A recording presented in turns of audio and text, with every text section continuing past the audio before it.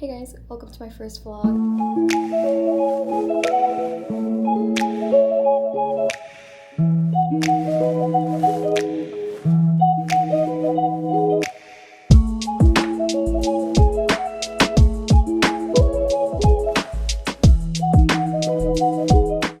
Welcome to my first vlog. My name is Monica Tolete, and I'm so excited for you guys to be here today. I am currently in Philadelphia, but I'm from Washington, D.C.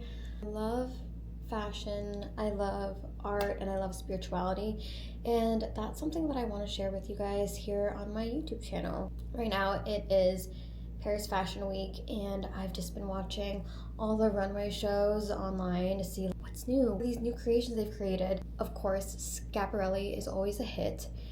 I've been obsessed with Schiaparelli ever since I've heard of them. I've been obsessed with angels and how angels are depicted in the Bible.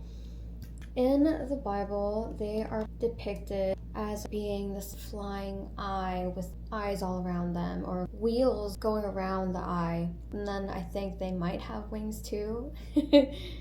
But I've been obsessed with that, and I don't know how spiritual the brand is, or if that is connected to spirituality in any way. But I know Elsa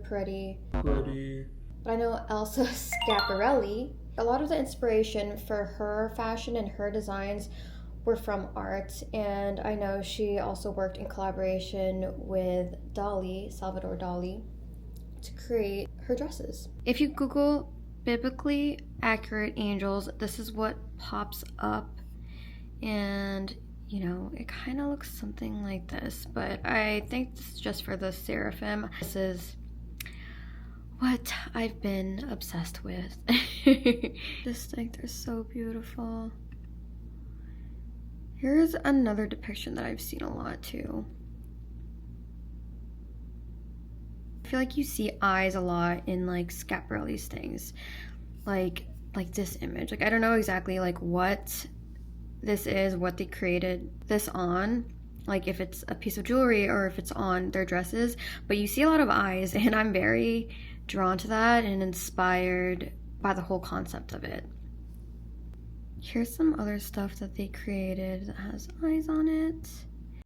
Both Elsa Schiaparelli and Daniel Roseberry have embraced the eye motif, though each in their own distinct way.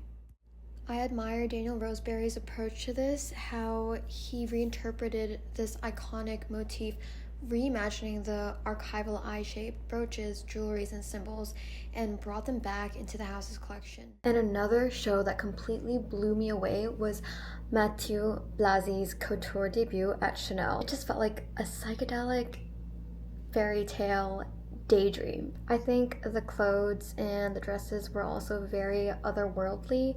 There was a lightness, a curiosity, and playfulness woven into each look, and very classic Chanel codes that were reimagined through a surreal lens.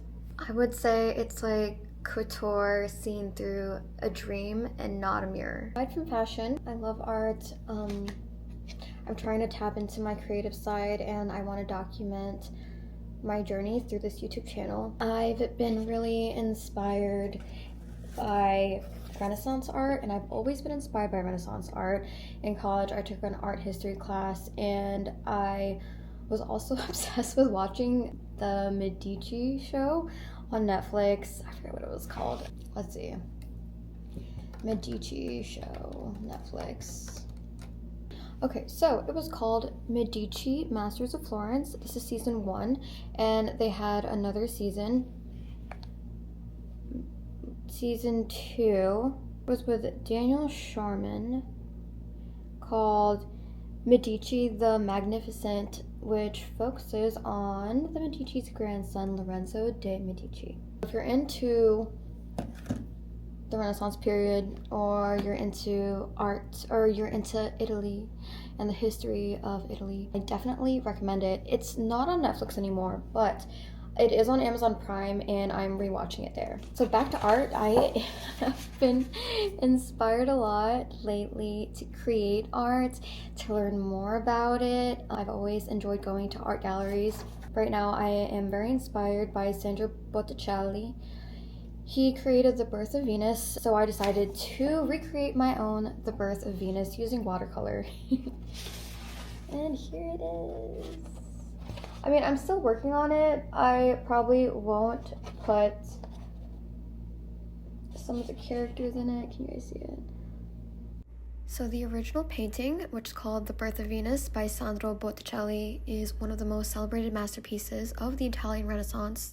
It depicts the Roman goddess of love and beauty, Venus, arriving ashore on a giant scallop shell after emerging fully formed from the sea, a moment drawn from classical mythology and described in ancient texts.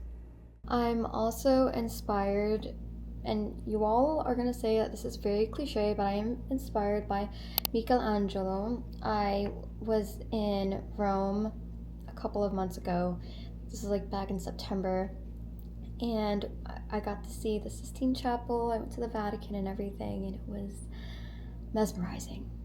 And then a couple other artists that I'm inspired by are, of course, Gustav Klimt. He created the painting called The Kiss. I'm inspired by Alphonse Mucha. He created The Four Seasons, and he is an Art Nouveau artist.